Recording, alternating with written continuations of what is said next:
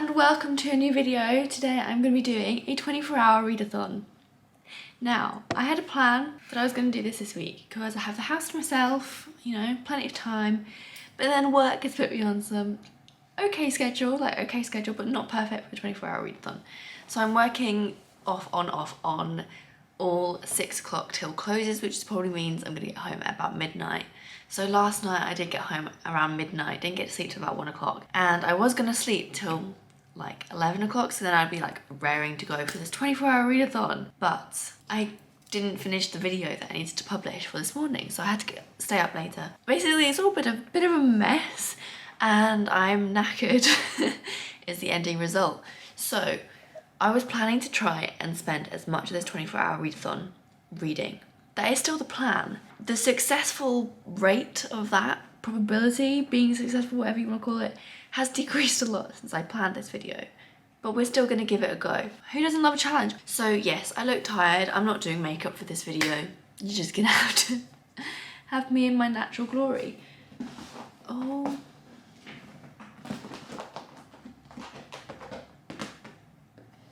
Just a little interruption. What are you doing, Gremlin? Here's Leo for the video. Yeah, he's too busy being Leo to spend much time. Bum in my face. Can you see me? I can't see you, but there we go. So, 24-hour readathon. I have a pile of books that I could potentially read within this readathon. Some of them are uni books, 3 of them are uni books, but I only have to read. They're like collections of plays, so I only have to read the ones that I've tabbed. So overall, I have 1, 2, 3, 4, 5 here. 5 plays that are relatively short, which, you know, we love for a 24-hour readathon. And then I have 2 books that are also quite short. One is a a collection of short stories that are kind of mythology-based, the religion to the Six of Crows, Grishaverse, King of Scars franchise of Leigh Bardugo, and it's just all the short stories of that. And I think this will be quite easy to get through, but it has like beautiful illustrations throughout it. So I think I might start with this, you know, ease myself in. I just really want to read it, and it's like a beautiful cover. So that's lovely. And then the other book that I have is Susan Clarke's Piranesi, I want to say. I think I've said it wrong in every single video, but that might have been it. Dude! What are you doing, man? You're beautiful, but not that close up. Sorry. There we go. Okay, he's ducked down a bit, but he could pop up at any moment. There we go, he's gone again. Love you. This is Piranesi by Susan Clarke. She also wrote Jonathan Strange and Mr. Morale, which is a massive book. I saw it in the store the other day and it's huge. This is relatively small and it is like diary form. I've read like 17 pages and it was a little bit weird, didn't know really what was going on. So I'm going to give this a good go today and hopefully finish it. I feel optimistic that I'm going to finish this book and The Lives of the Saints by Leigh Bardugo, and hopefully at least 1 or 2, ambitious, 1 or 2 Greek plays. I should actually tell you which of those plays they are, but he's now sitting, there we go. So from Euripides, I have 2 short collections from him. I hauled these in my last reading vlog that just went up today and that I was editing till 2 o'clock this morning. But Euripides, this is the Chicago edition that is translated by Richmond Lattimore, and there are 1, 2, 3, 4 plays in this. I'm only having to read 1, which is Medea, but these are all the plays that are in this edition. Then the other book I have is Euripides, the Trojan Woman and Other Plays, which is an Oxford World Classics edition. This is translated by James Morwood, and the 2 that I have to read in this are The Trojan Woman and Hecuba, but they're only like 30 pages long and they're plays, so in theory we should whiz through these. In theory. Then we also have Sophocles, which is another collection by Richard Lattimore, translated by Richard Lattimore, and it's another Chicago edition. And this one has many plays in it, but I think I have to read Electra and The Woman of Tracheus. Those are the 2 plays that I have to read here, but it does have all of these other ones as well. So I'm gonna get started. It's currently 7 minutes past 12, so I'm 7 minutes late. But there we go. So I'm gonna start with The Lives of the Saints, I think, because this is the one I think I can definitely finish. If I only finish this one book, I'm gonna be sad. It would be such a fail of a 24-hour readathon. But I fail at these quite often. Like, I've never actually done one. I've tried to film one of these videos quite a few times. They've never really been successful, but I'm determined today, despite my tired state of mind, that this will go well. So yes, let's do it.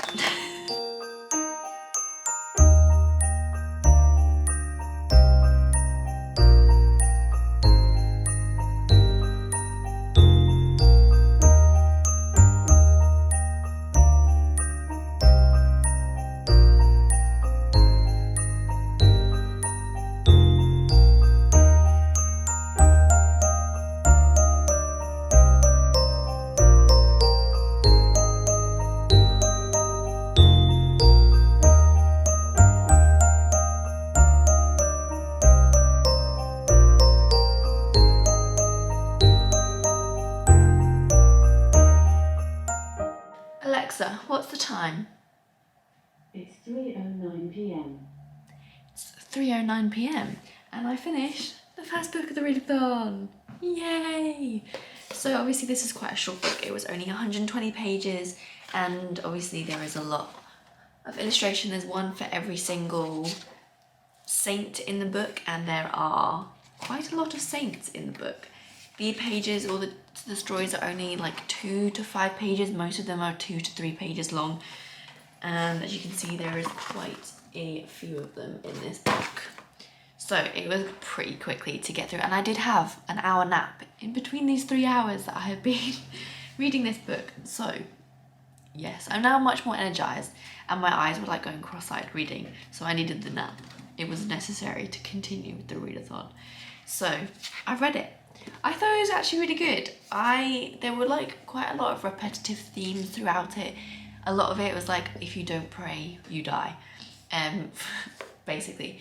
But they were all kind of interesting tales, all kind of unique. They had that fairy tale vibe to them, you know, where the morals kind of are all the same. A lot of the time they have very similar tropes running through them. A different way to do it would have been to have less of the same kind of moral theme and just longer stories, because the ones that were like just a page or 2 pages, a page and a half, just could have been expanded a bit more. Even like the 3-page ones just could have had a little bit more to them, but you know, that's the whole point. It's just a short and sweet little kind of gimmicky book, I suppose. It's not meant to be a groundbreaking novel, but it's really fun to do. And like, if I ever write a fantasy series, I would love to write my own little kind of fairy tale book to go along with it, even though these aren't fairy tales technically. Like, it's their religion, I suppose, if they're like saints. But it was still fun to read, and the artwork was like great. I really enjoyed looking at the artwork and things. So yeah, it's just a lovely little book, and even without the dust jacket on, like, it's so beautiful. I enjoyed that. Probably 4 stars. So the next book I'm gonna try, I think, is Piranesi. Gonna give it a go, see how much I can tackle, and then maybe break up with a shorter Greek play throughout it.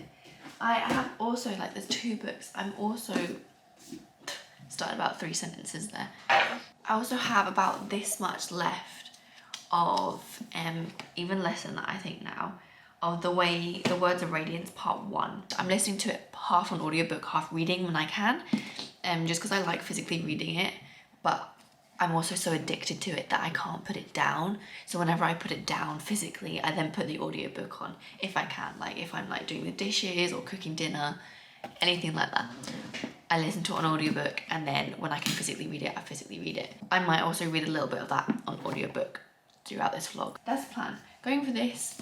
Don't really know what it's about. It's a bit weird. Written in his notebook, as I said. Should I read the blurb?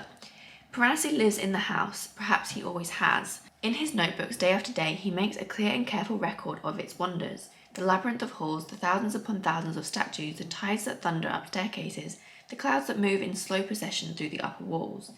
On Tuesday and Fridays, Piranesi sees his friend, the other. At other times, he brings tribute of food and water lilies to the dead, but mostly he is alone.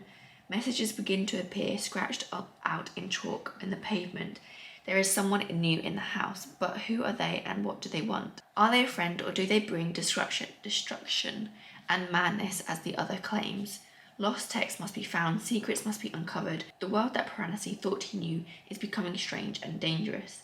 The beauty of the house is immeasurable, its kindness infinite.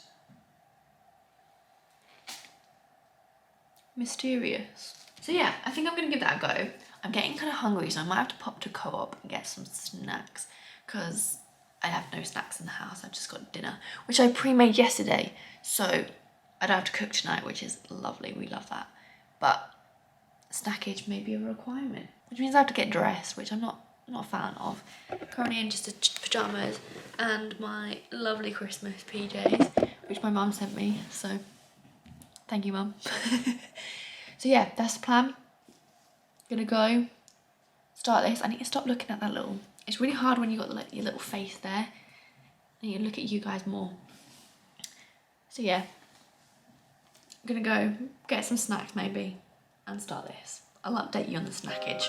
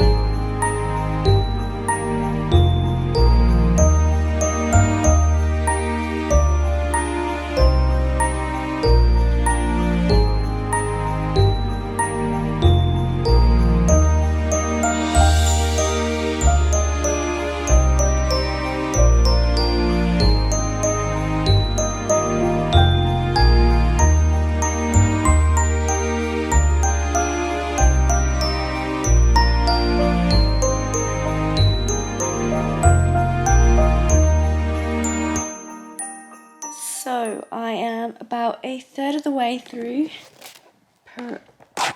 Piranesi. I will remember the name. About a third of the way through, I'm about to start part 3, and I'm actually quite enjoying it. It's a bit weird, but there's a lot of unknown stuff going on that is very intriguing, and I'm very interested to know what it is. So we follow this person called Piranesi, who he doesn't actually think that's his name. There's a lot that he seems to not remember, or he doesn't recollect, or it's just a bit weird. He lives in this house which he sees as his world, or he calls it the world, and says that they're basically interchangeable as the world and this big labyrinth maze that has loads of holes in it, and all the holes are filled with statues. And he goes around, he labels all the statues, he studies them, he labels all the holes, he fishes and all that kind of stuff, and he's very self-sufficient. And then he has this other friend of his who he calls the other, because he's the only other person alive around him. And this other is on this kind of experiment where he's trying to find the power, this like, I don't know, kind of overarching power that he's trying to get that will make him be able to like fly and give him superpowers and stuff like that. Piranesi doesn't really know if that's what he wants to do, or if he's any kind of reasoning to do that. And then there's all these other things of like other people potentially being there, but then the other kind of is like dodgy, but is he dodgy? We don't know. So it's very intriguing. It's very weird, a little bit trippy. It's not explained to you because obviously our character, he's not really explaining the world to it because it is his world. Obviously we have no idea what this world is. He doesn't seem to really know either. So he has a lot of questions that he can't answer because obviously it's just him and this other person who doesn't really talk to him a lot, or like isn't that interested in him that much. Like they don't spend all their time together. They have like 2 hours a week that they spend together that's allocated, that the other has allocated this time for them to talk about this experiment that he's doing. So it's very intriguing. As I said, I'm like 80 pages of the way through it, which is about a third of the way. So I'm going to power on through until I get hungry for dinner. And then maybe after dinner, I will stop Piranesi and read a play. But I don't know. Depends how intrigued I am by Piranesi. We'll see. But I am enjoying it a lot more than I thought I was going to. It's very weird. It's giving me kind of, if you read The Starless Sea, it's kind of giving me the same feeling of how when they were in the Starless Sea world, because that was kind of like a portal fantasy. So the bit that you go into was intriguing, and it gives me the same vibes as Piranesi, where Piranesi lives. So, yes, very intriguing. I will be reading more. And this dude is still sleeping. Like the absolute cutie pie. Yes, I'm talking about you. Cutie pie that he is. Little nose. Stripy belly. He's just so cute. I love him. So yes, I'm going to continue with that. Just let you know how it's going. And yeah, great update. So it's currently 8:10 and I'm going to have dinner now. I ended up getting to the halfway point in this, so I'm at 125 pages, I think. Just at the start of the next part, which is part 4. So I will be continuing with that after dinner. I'm really enjoying it. It's starting to all come together, like bits are being revealed. He started discovering things, which I quite like. It's giving excitement and tension to it. It's kind of got like a underlining dark academia vibe to it that we're kind of seeing the result of, if that makes sense. So like a bunch of scholars have done these experiments and the world that he's in is the result of that, I think. I don't really know, to be fair. It's still quite confusing and like we still don't have a lot of the information. But I'm really enjoying it. I can't wait. Hopefully I'm going to finish this before I go to sleep tonight. That's the plan. But I ended up reading one of the plays I have to read, and I read Hecuba. I'm going to look up how you pronounce that. Hecuba. Hecuba. So she is the widow of Priam. Oh, I'm so terrible at pronouncing things. Priam, who was the king of Troy. So obviously he was killed in the Trojan War as the Greeks won. And this is kind of a little bit of the repercussions of that. So she is taken captive as a slave. And while she's in captive, she has 2 daughters left and a son who has been sent off to hopefully survive the war in their friend's island country. And it kind of unfolds that he has been murdered by the friend, and one of her daughters is being taken away and sacrificed over Achilles' grave. And it's kind of like the revenge side of that. This is featured in the 1,000 Ships by Natalie Haynes, which was released last year or over the past year.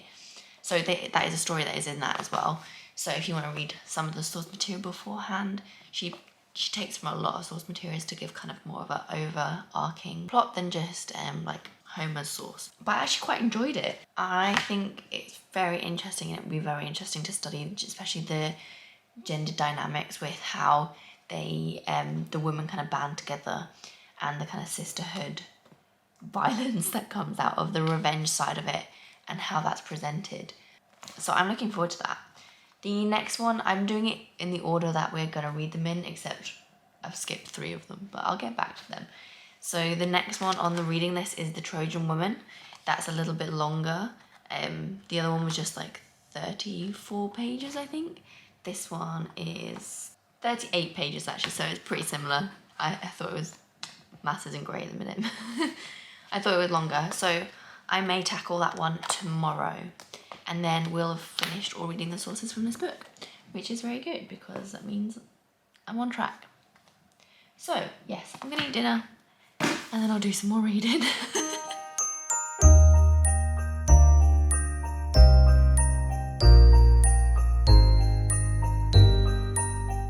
So I've just finished Piranesi and I've had to read the last chapter with this munchkin playing with the book, chewing the corner.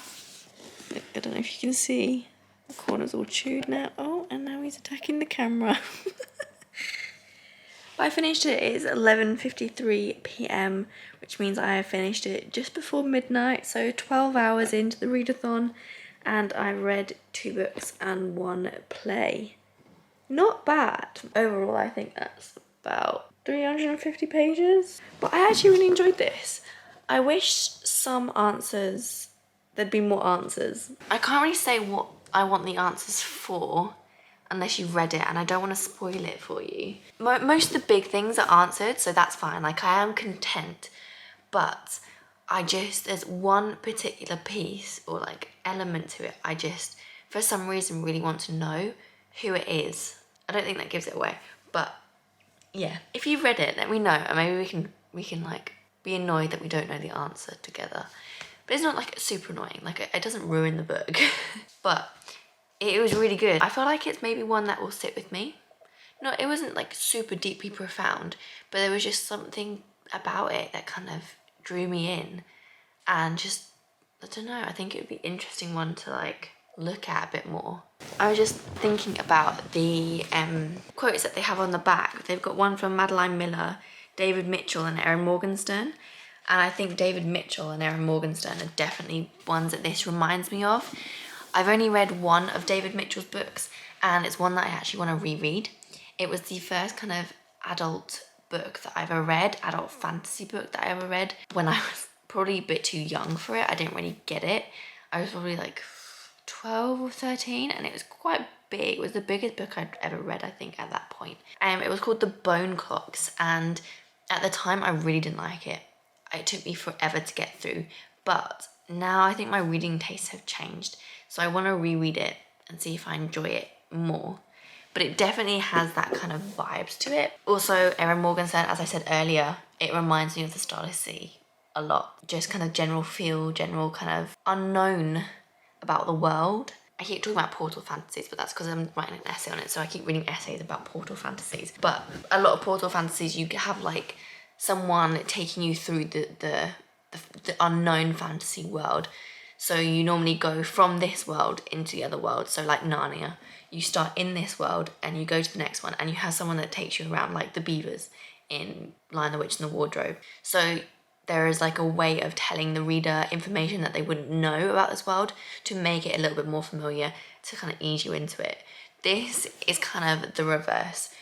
You're presented, it's kind of the reverse, but not the reverse. This is the normal world, and that is the unnormal world, but you don't realise that till much later in the book. The other world is presented as the normal world, and I'm not going to spoil it, but he also doesn't really understand that world. He thinks he does, but it quickly becomes clear that he doesn't really. The whole book, you kind of feel like you don't know. She's done a really good job of making you feel the unknown. Like you're always just kind of, something's not right. So I think that was really good. But yeah, so I'm happy with the progress that I've made in these 12 hours. Now I don't know what to read. So I might finish The Words of Radiance, or try and finish Words of Radiance. I've got about 200 pages of that to go. So that's doable, potentially. And that would be quite cool to finish that. I think that's probably the last vlog that I'm gonna do tonight. I might migrate downstairs and do some reading in bed, and then have a little snooze, and then get up early tomorrow and do some more reading. Exciting stuff. So, yes, let's do that. Plan.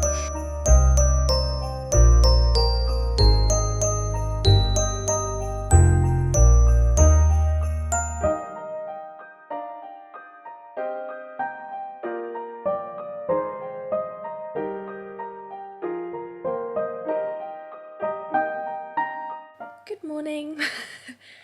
So it's a little bit late in the day. It is currently 10:15. I set my alarm for 8 because I ended up faffing for like 2 hours last night before actually going to sleep.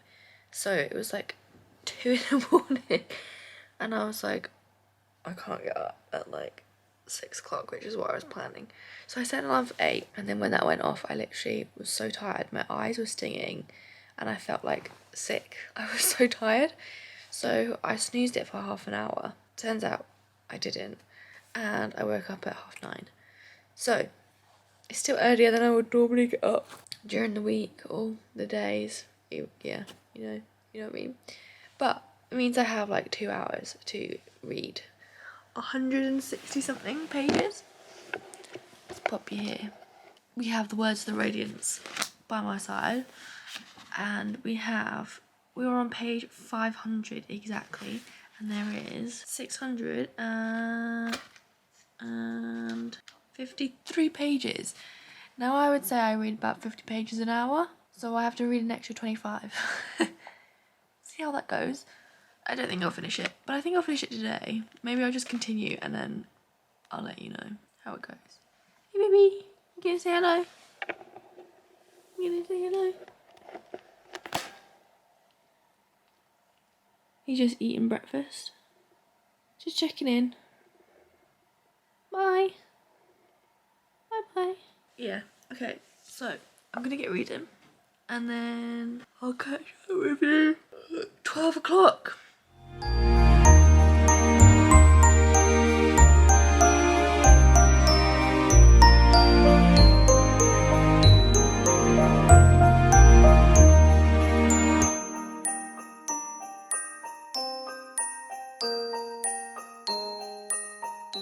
And just like that, the 24-hour readathon is done and it's finished. It is 5 minutes past 12. I didn't finish it. I'm a much slower reader than I thought. Apparently I'm not 50 pages an hour. I'm less than that. Probably about 35, 30, which probably is not very fast. But I mean, I did play with the cat for a bit. So I'm on page 573 of Words of Radiance. So I managed to read 73 pages in those last 2 hours, which brings my whole total up to 474 pages. Obviously, that includes the pictures in this book. So, but that's not bad. Like, that's not bad. I'll take that. Because I normally read about 100 pages, sorry. The cat's in the litter tray. So, I normally read about 100 pages a day on a good day.